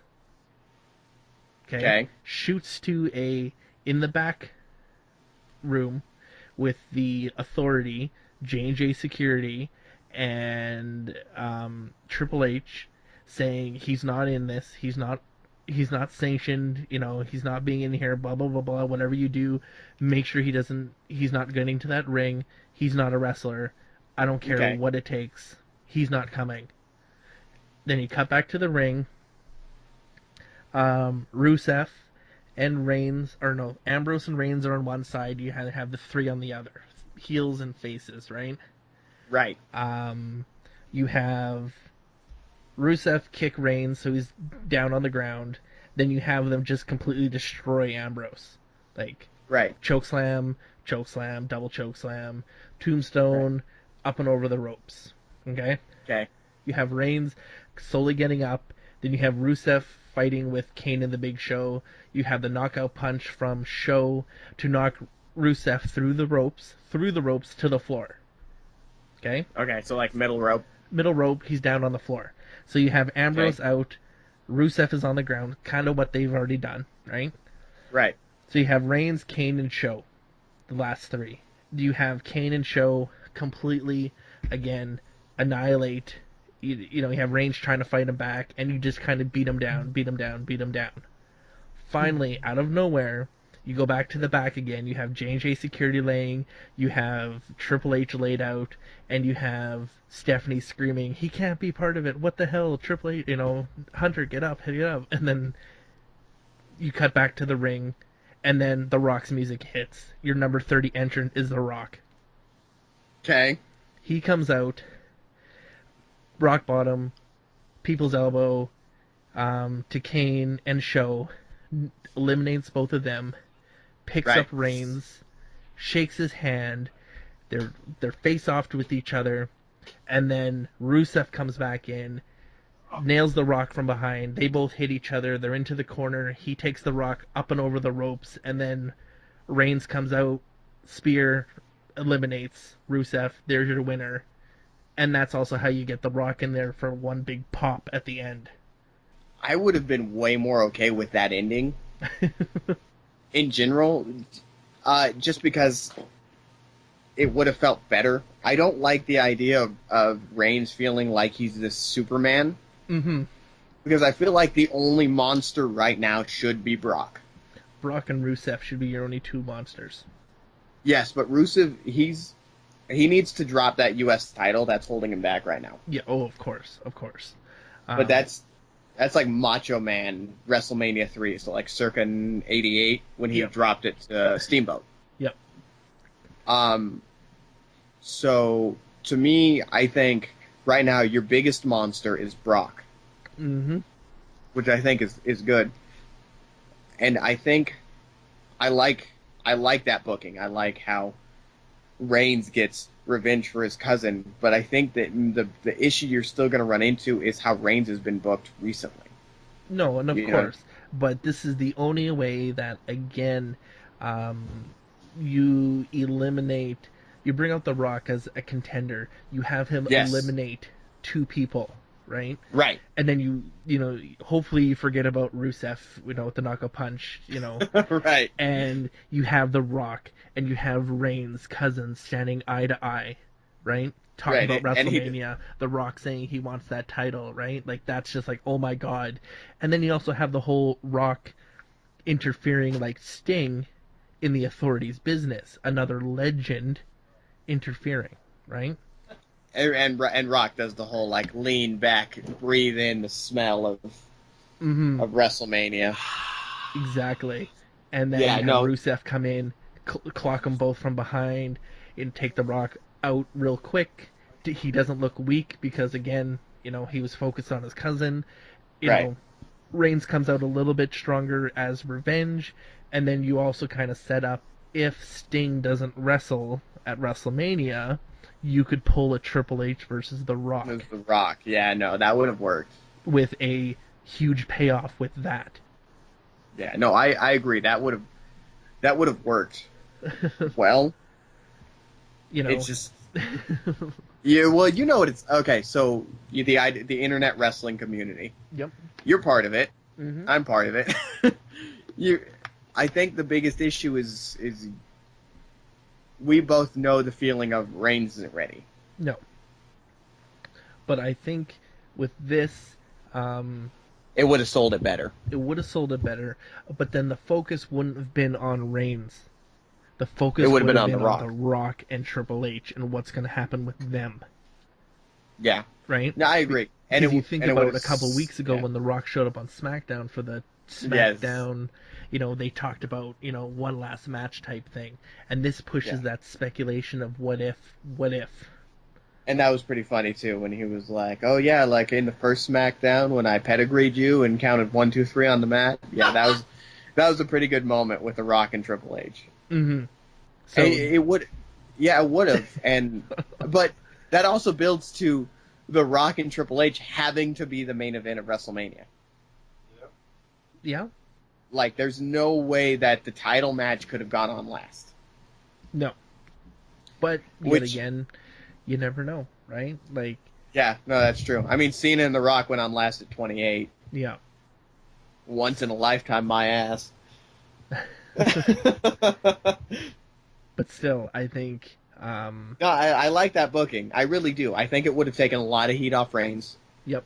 And put a lot of heat on Triple H, which is kind of what they should be going for right now. Triple H should be the new Mr. McMahon. Yep.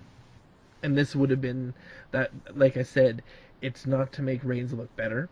It's just to switch the focus a bit. Because, we're unhappy with him being, going to WrestleMania. But yet again, look at this. The Rock came back. He eliminated, oh my God, right?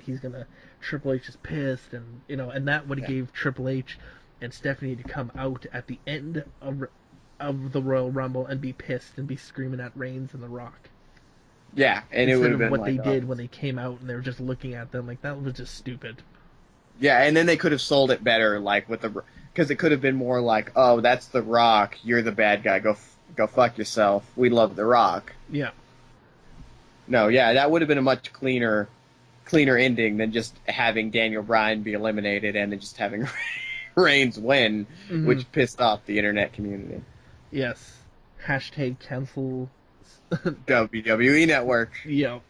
Which crashed the site.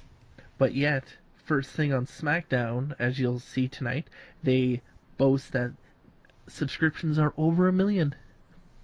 They boast that, but then at the same time, they just announced that February is free for all new fucking WWE subscribers. So it's not above Vince McMahon to just lie to people. I mean, who would have thought? Yeah. So that brings us to Raw. We'll just be really quick on this. Yes, we can be brief on this. Raw. If you want to run us through what happened on Raw.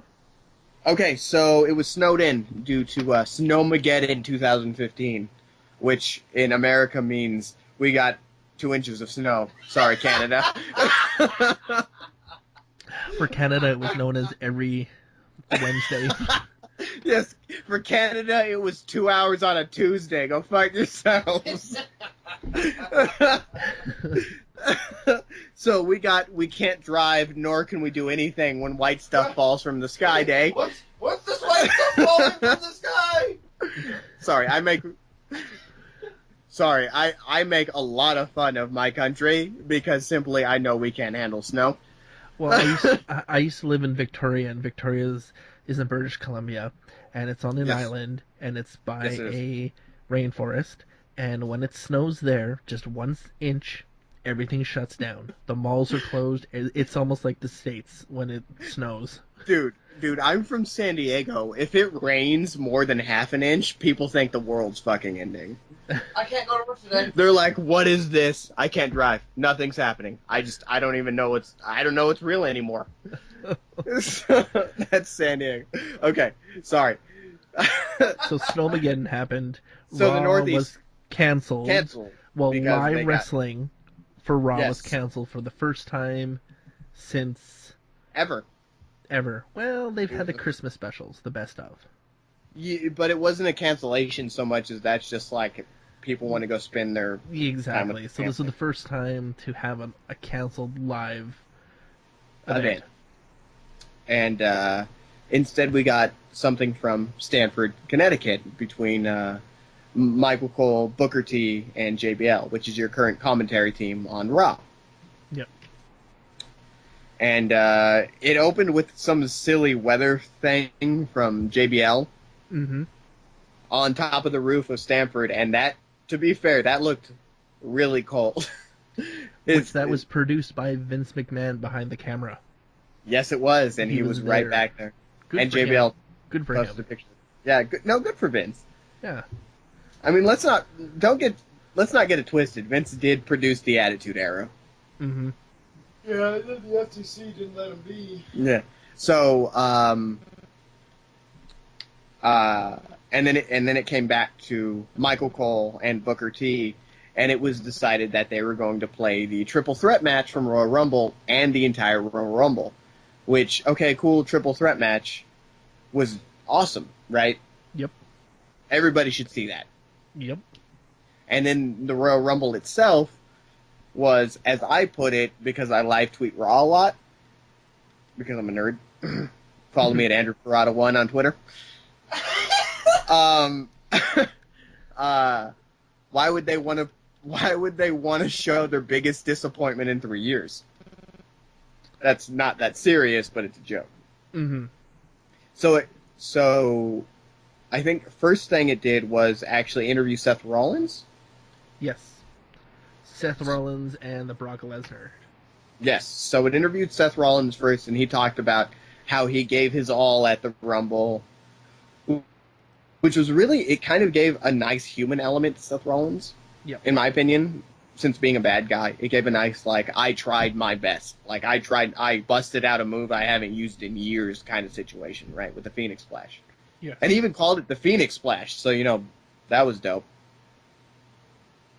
And then they were like, well, Brock Lesnar's going to come, so he needs that chair. And Seth Rollins was like, I'm not moving. Which was a good moment, because I felt like it added character to Seth Rollins' is like, I'm going to sneak around and not try to fight anybody character. Yeah. And It then would have been nice if I just thought it would have been nice if he just Yeah. put the cherry on the cake and said, "I'm gonna wait and I'm gonna sit right here. I'm gonna watch Brock Lesnar and I'm gonna think about smacking him in the back of the head with this briefcase and cashing it in tonight." I would have loved that. That would have been like the hardcore belt from the Attitude Era. I was like, please just hit him with the briefcase like 8 times and cash in right now. Yeah. Like, Just be like, bring, I might, but I might not, and just kind of walk away and then have that whole interaction with them, and yes, just that whole I want to watch this whole segment with Brock Lesnar and Paul Heyman, because what if Seth Rollins does cash in? Like, this is crazy type idea, right?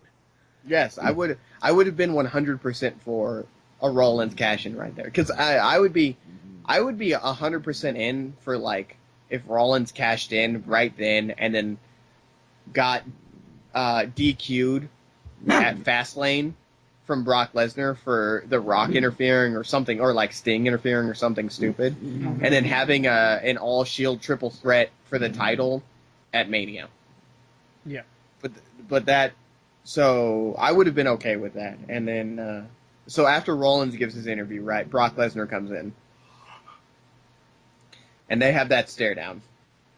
And Rollins kicks the chair away that Brock is supposed to sit in, and I thought that was super funny. I laughed really hard at that. And he, like, boots it away and just walks away like, whatever, Brock Lesnar. Like, it was just one of those moments that made me laugh. And it's good how they show no fear. Yes. Right? Not this whole Cena, Lesnar, I'm scared one day, but I'm Super Cena the next day, and then, I'm scared the following day. Yeah. I'm wearing my chain this day so I can beat him up. Yeah. Yeah, whatever. Whatever, John Cena. Once this real mixed martial artist just beat the crap out of you for a minute. Yep. And then, of course, when you talk about any kind of Lesnar promo, it's Paul Heyman. Yep. And Paul Heyman sells Brock Lesnar like there's like no one else. Yep. And then I think it cuts to the triple threat from there, right? Yes. Okay. And then we get the triple threat from the Royal Rumble. Which, because again, they need to see it free on Raw, amazing. Yes. Just, I tip my hat. I was expecting some, like, recap show of last week's Raw, and then just, crap. But to show that, I tip my hat. Good job. And that was awesome. And it still was. It was great. It was nothing but pure solid matchmaking. Mm-hmm. And then they go from that to a singles interview with a surprise single interviews with Ambrose. Yep. Because Ambrose can always act crazy, and they needed something crazy and funny. Yep. It wasn't that important. And then they go to an interview with Reigns that broke kayfabe, kind of.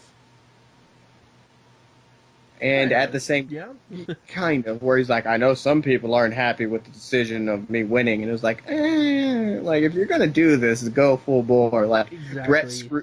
Either go Brett screwed Brett, or don't do it at all. Yeah. And then they go from there to the Reigns interviews ends, and then they go to the Rumble. Yeah. Which was weird because they're like, he wins the Rumble, here watch the Rumble. Watch how he did it is pretty much what they talked about. Which, again, I thought it was good. It was good to see the Rumble, on TV. Yeah. Again, I thought it was great. Good move on the WWE's part.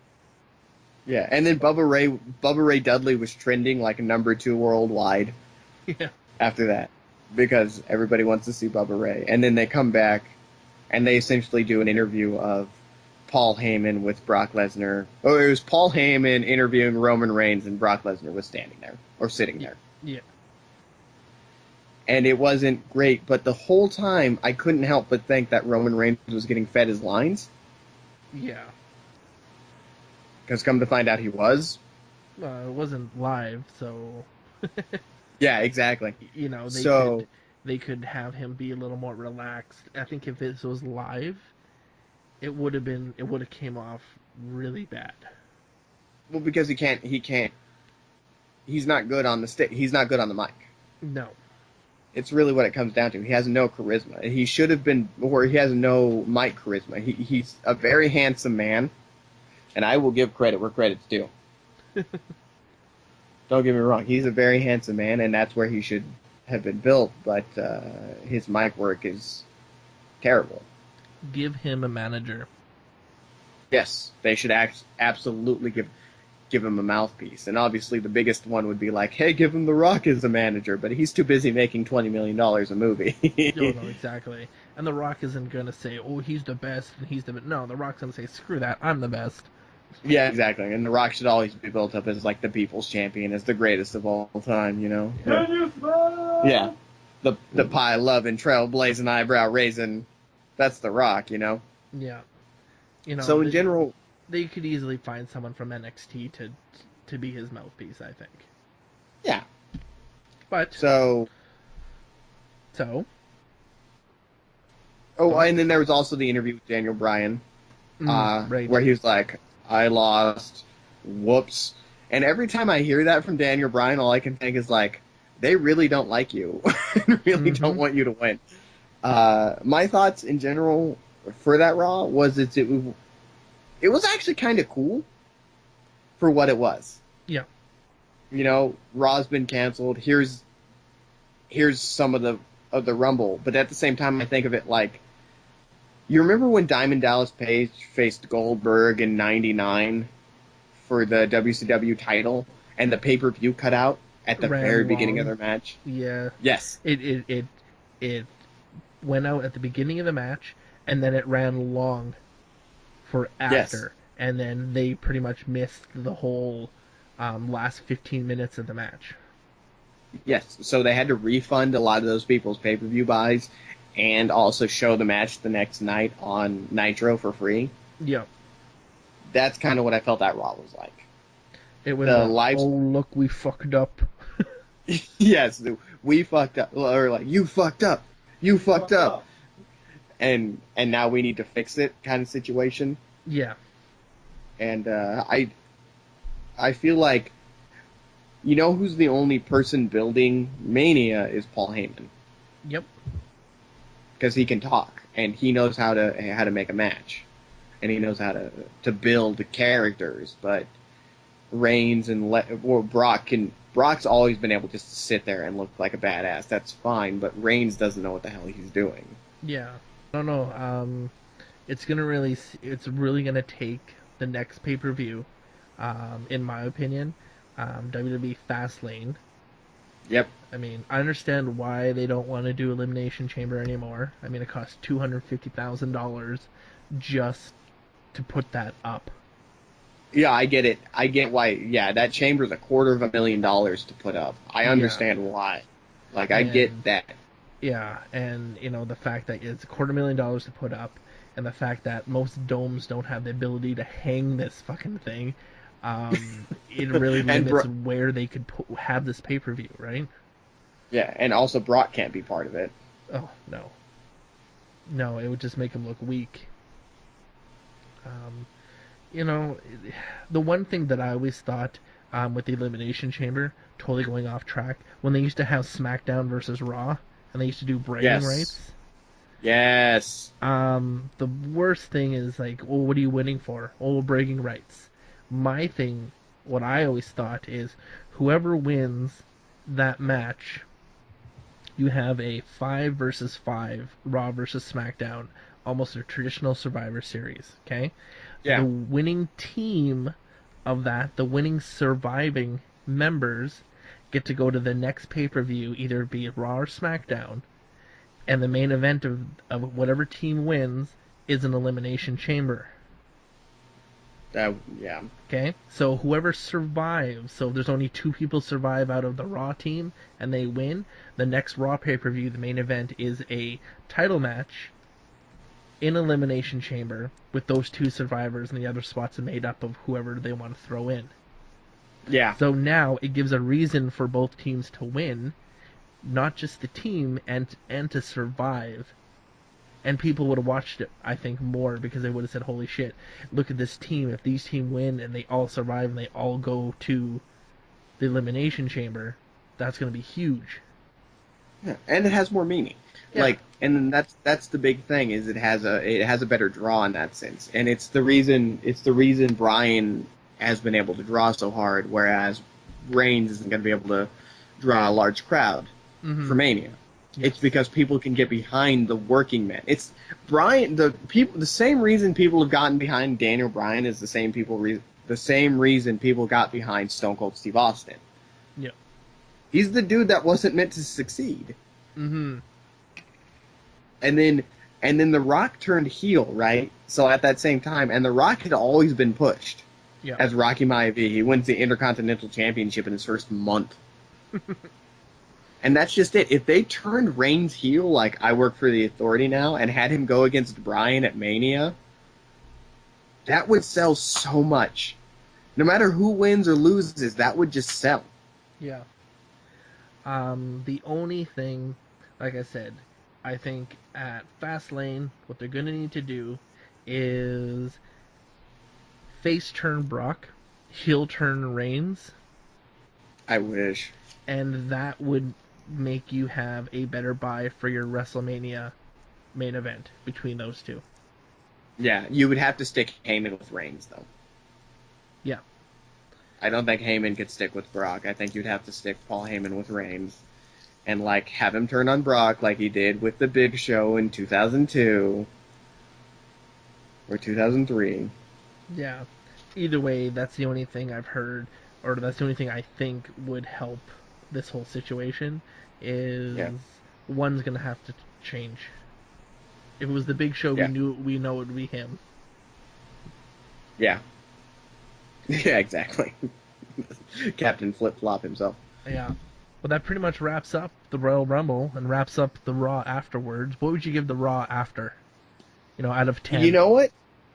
I would honestly give it a 6 out of 10 because I really thought it was interesting. I think I like that one-on-one style interview, and that was one of the best promos, or best 2 promos Reigns have ever cut, because obviously it wasn't exactly live, and he was being fed his lines, so it really worked for him. It was like early Ryback, when they just had him do the console, the promos on the Titantron. Yeah.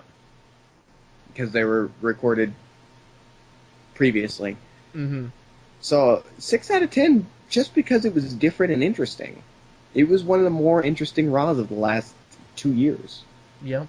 I'd have to give a 6.5 out of 10, just because, again, to get the Royal Rumble and the Triple Threat was amazing. Yeah. But I would have liked to see something a little bit different. Would have been cool if the WWE were to quickly, wherever the other stars were, if there was like some independent shows going on, have their stars show up at independent shows just for like shits and giggles with WWE cameras, right?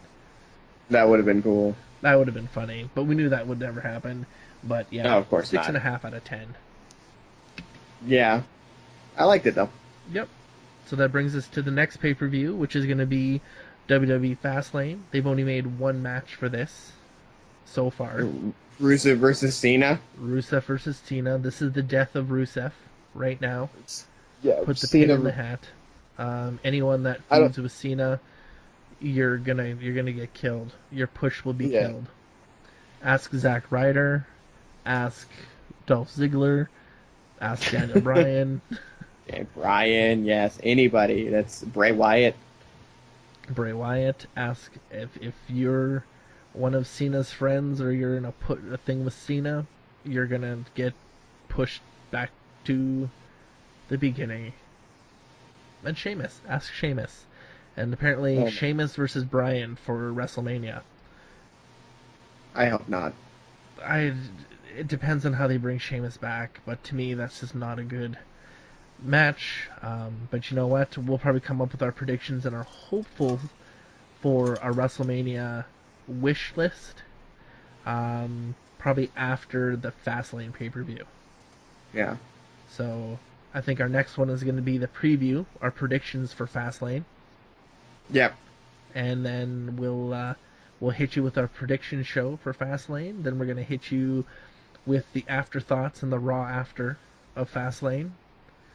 And then a WrestleMania wish list. And then predictions and so on and so on. So it's almost like That a sounds good. bi-weekly show. Yeah, that sounds perfect, actually. Yeah, so it's going to be good. It's going to be interesting. So again, thank you for joining us. This has been a great podcast. Thank you, Andrew. Yeah, I had a lot of fun. Thanks, Kaz. Yeah, this is awesome. But yeah, make sure you check us out, www.theconsoleexplosion.com. Follow us on Twitter at theconsoleexplosion. Check out our YouTube. Obviously you are, because you're watching this. Or listening, either or. But Yes. yeah, this is awesome. I think it's going to be good. And if you have any questions or comments or anything in that sense, leave them down below. Be happy to answer them for the next show. Always. Anything you wanna sell or hawk there, Andrew? Of course, check me out at A Squared. I'll always have videos up on video games mostly, but I do I do. He said poo. I did. I do WWE videos from time to time, where I talk about things that upset me, which I'm a modern internet wrestling fan, so of course everything upsets me. And follow me on Twitter at AndrewParada1. Awesome possum. So I guess we ring the bell. It's been a 10 count. Disqualification. It's been a good show. All right. Good night.